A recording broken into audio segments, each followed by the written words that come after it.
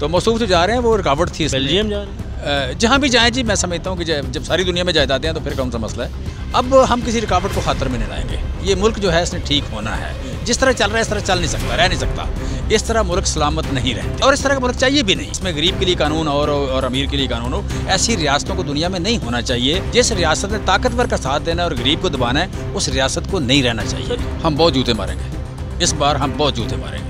उस वक्त हम समझते थे कि ये कानून पसंद शहरी है, तो हुकूमत जो है वो डेमोक्रेटिक है। अब हमें पता है कि डेमोक्रेटिक नहीं है, लिहाजा हम उन्हीं के सिक्कों में जवाब देंगे। सब्सक्राइब करें और बेल दबाएं ताकि कोई खबर रह न जाए। अस्सलाम वालेकुम नाज़रीन, मैं आपका मेज़बान नन्नस कुंद्रा, आप देखें बोल न्यूज़। नाज़िम आसाद मौजूद हैं पाकिस्तान तहरीक इंसाफ के रहनुमा जमशेद इकबाल साहब। इनसे बात करते हैं क्या तैयारियां हैं और अब क्या होने वाला है आर्मी चीफ़ की तैनाती के ऊपर, कौन जो है आर्मी चीफ़ आ रहे हैं, और भी मामलात हैं जिनके ऊपर बात करते हैं। सर ये बताएं कि सबसे पहले ये जानना चाह रही है आवाम कि आर्मी चीफ़ की तैनाती की समरी के हवाले से क्या हुआ, मामलात कहाँ पर ख़राब हो गए कि नून लीग बयानात ख़िलाफ़ देना शुरू हो गई थी। बेसिकली नून लीग चाहती है कि वो आउट ऑफ मेरिट तकर्री कराने की कोशिश करती है, या कोई ऐसा बंदा जो उबलाइश हो उनका। ये पुरानी, जिस तरह मतलब नवाज शरीफ साहब का एक पुरानी हिस्ट्री है कि उन्होंने कारें कराए दी, गिफ्ट BMW और वगैरह वगैरह। सो ये जो खाश है, उसी खाश के दौरान ये काम कर रहे हैं। अदरवाइज़ आर्मी चीफ़ की तकर्री के साथ कोई तल्लक होना नहीं चाहिए। वो एक प्रोफेशनल काम है, वो प्रोफेशनल ही रहना चाहिए। और यही वजह है कि हमारे जो तहफ़्फ़ुज़ात हैं वो आर्मी चीफ़ की तकर्री से नहीं है।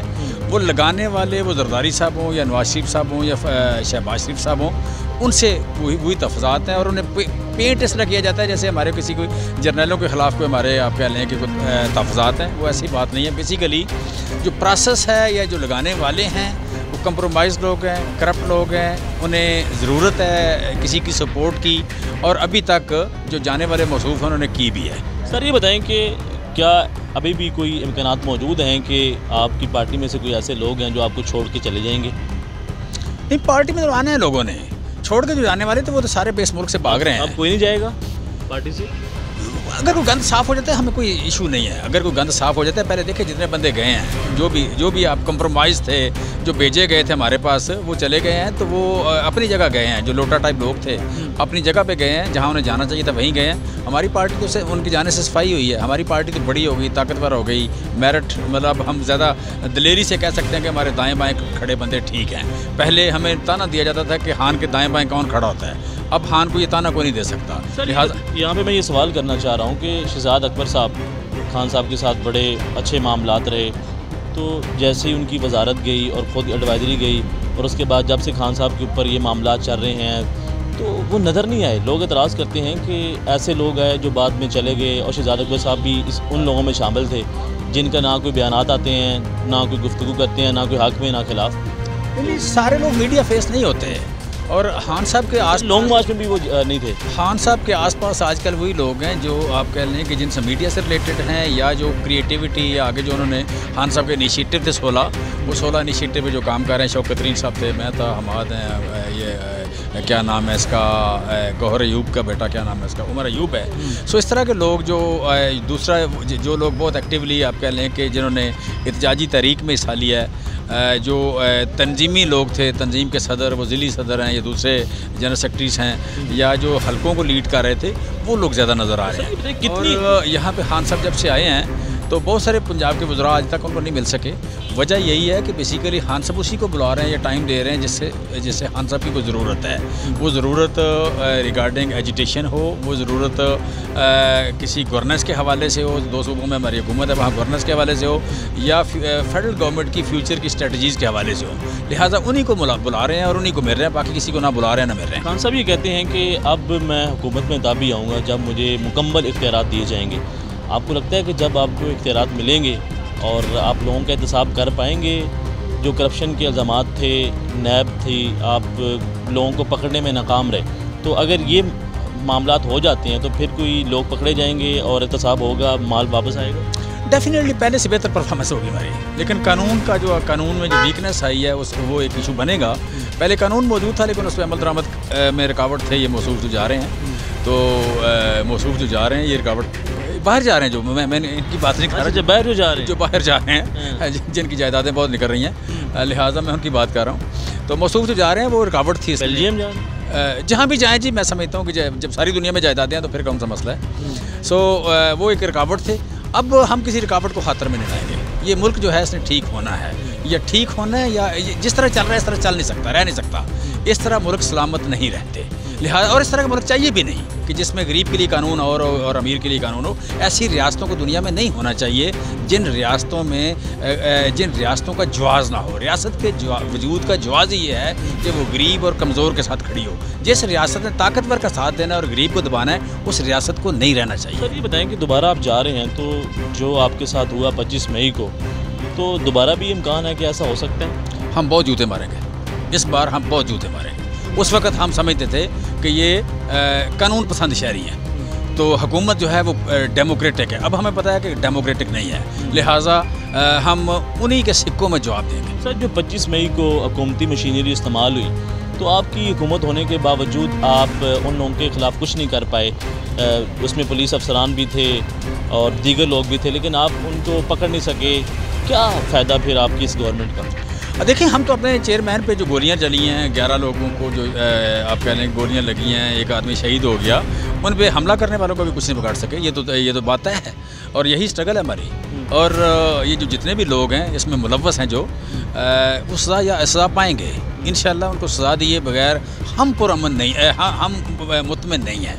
लिहाजा हमारे इत्मीनान के लिए, हमारी इस बात का सबूत कि हम आज़ाद हैं, रूल ऑफ लॉ है इस मुल्क में, वो सज़ा दिए बगैर हम चैन से नहीं बैठेंगे। ये नहीं हो सकता, ये नहीं हो सकता कि कोई आदमी अपने आप को अबदला समझे, वो इस धरती से चला जाए या हमें निकाल दे यहाँ से।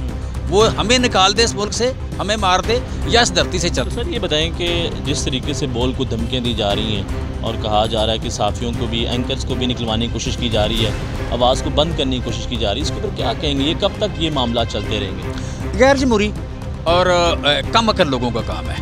कभी दबाने से भी लोग दबते हैं। हम बोल के साथ हैं, हम हर उस तबके के साथ हैं जो नेकी के लिए, अच्छाई के लिए, इंसाफ के लिए, समाजी और मुआशी इंसाफ के लिए आवाज़ उठाता है, बोल उठाता है। हम इसकी कदर करते हैं और जिस तरह उन्होंने शेख शुएब ने प्रेशर बर्दाश्त किया है, धमकियाँ ली हैं, हम उसकी कदर करते हैं। हम बाकी लोगों को भी कहते हैं कि जान, माल, इज़्ज़त तीनों अल्लाह के हाथ में है। जान, माल और इज़्ज़त तीनों अल्लाह के हाथ में है। बंदा वो है जो बुज़दिलों के, करप्ट लोगों के, जुल्म करने वालों के ख़िलाफ़ खड़ा हो, आवाज़ उठाए। आज का जिहाद यही है। आज नई जंग बदर नहीं लगनी, आज नई जंग खंदक नहीं लगनी। आज की जंग बदर और खंदक यही है कि खाली हाथ दलील लेके, कानून लेके खड़े हो जाएं और झुकें ना। सो हम मैदान में खड़े हैं, बोल मैदान में खड़ा है, बाकी लोग जो झुके हैं मैं समझता हूँ दोबारा उठ खड़े हों। सर लास्ट क्वेश्चन ये करना चाहूँगा कि अगले 5 दिनों में क्या होने वाला है? क्या खबर है? क्या सरप्राइज़ मिल सकता है? हर आने वाला दिन जमहूरियत की तरफ हम बढ़ेंगे। हर आने वाले दिन जमहूरियत की तरफ बढ़ेंगे, जमहूरियत मजबूत होगी। लिहाजा ये 5 दिन की बात नहीं है, ये 5 महीनों की बात नहीं, 5 सालों की बात नहीं। हमने हर रोज़ पहले से बेहतर सफ़र करना है टुवर्ड द जमहूरियत, टुवर्ड द प्रॉस्पेरिटी। लिहाजा पहली बात ये आज ये अगले 5 दिन में भी और आइंदा भी। लिहाजा ये स्ट्रगल जो है, हम इलेक्शन जीत भी जाएंगे, ख़त्म नहीं होगी। मेरा पाकिस्तान के अवाम के लिए पैगाम है कि जब इमरान खान 2/3 अक्सरियत लेके भी आ जाएगा तो उस वक्त भी पर्पस सर्व नहीं होगा। पर्पस उस दिन सर्व होगा जिस दिन यहाँ सिविल सुपरमेसी आएगी, जिस दिन यहाँ पे रूल ऑफ लॉ आएगा, उस दिन पर्पस सर्व होगा। लिहाजा तैयार रहें। इमरान खान वज़ीर आज़म हो, उसको हमारी ज़रूरत पड़ जाए, हमने निकलना है, हमने जाना है, जाएंगे भी, निकलेंगे भी और पहरा देंगे। खाली हाथ पहरा देंगे, पुरअमन रह के पहरा देंगे, जमहूरियत की रखवाली करेंगे। और जितने माफिया टाइप लोग हैं, जितने लोग अपने आप को अबव द लॉ समझते हैं, रूल ऑफ लॉ को सर्व नहीं करते, ये सारे लोग हमारे निशाने पे होंगे। हमारी इनके साथ जंग है। जी नाज़रीन, आपने गुफ्तगू सुनी है पाकिस्तान तहरीक इंसाफ के रहनुमा जमशेद इकबाल चीमा साहब की। इनका ये कहना है कि हर हाल में हमें लॉन्ग मार्च को कामयाब बनाना है और इस लॉन्ग मार्च के बाद इलेक्शन की जो डेट है वो मिलेगी, इनका ये कहना है। और जो भी कानून से बालातर है उसको कानून के अंडर लेके आना है। और नाज़रीन ने देखना होगा कि अब इस लॉन्ग मार्च के बाद क्या कामयाबी मिलती है पाकिस्तान तहरीक इंसाफ को और मामला किस तरफ जाते हैं। लोगों की जो नज़रें हैं इस लॉन्ग मार्च के ऊपर हैं कि खून खराबा ना हो और पुरअमन रहें चीज़ें और पाकिस्तान के लिए बेहतर हो। तो नाज़रीन देखते हैं बोल न्यूज़। अल्लाह हाफ़िज़। आप ये समझें, ये जो हक है ना, हक पे खड़े रहना और हक को बोलना, ये दूर से लगता है तन्हा हो गए लोग। आप खान साहब को देखें, तन्हा दिखाई देने, सारी जमातें मिलकर उनके खिलाफ हैं, लेकिन आज भी पाकिस्तान की आवाम उस हक की आवाज़ के पीछे जो है 80% से ज़्यादा आवाम उनके साथ है। सेम एग्जैक्टली इसी तरीके से बोल की कहानी है भाई, बिल्कुल अलग आपको तन्हा दिखाई देगा, हर जगह आपको खड़ा हुआ नजर आएगा, हटेगा नहीं किसी चीज़ से, हक की इस पूरी चीज़ से। जाली केस है ना, ये हम पे उस वक्त बनाए गए थे जब हुकूमत यही थी, इन्हीं लोगों की हुकूमत थी ना। और ये जाली केस, इनको मैं नहीं कह रहा इस केस को जाली केस, इनको पाकिस्तान में क्या पूरी दुनिया में एक ऐसा शिकायत कुंदा नहीं मिला, एक ऐसा कंप्लेनेंट नहीं मिला जिसने ये कहा हो कि हमारे साथ फ्रॉड हुआ है। तो ये खुद ही बन गए कंप्लेनेंट, और ये खुद ही इन्होंने खुद ही इन्वेस्टिगेशन की, उसकी खुद ही तफ्तीश भी की, यानी कि कंप्लेनेंट भी है, इन्वेस्टिगेशन ऑफिसर भी है, और इन द एंड इन्होंने फिर उसके बावजूद ये कोर्ट में जमा कराया कि जी ये केस जाली केस था। ये मेरी बात नहीं है, ये इनके इन्वेस्टिगेशन ऑफिसर की बात है। सब्सक्राइब करें और बेल दबाएं ताकि कोई खबर रह न जाए।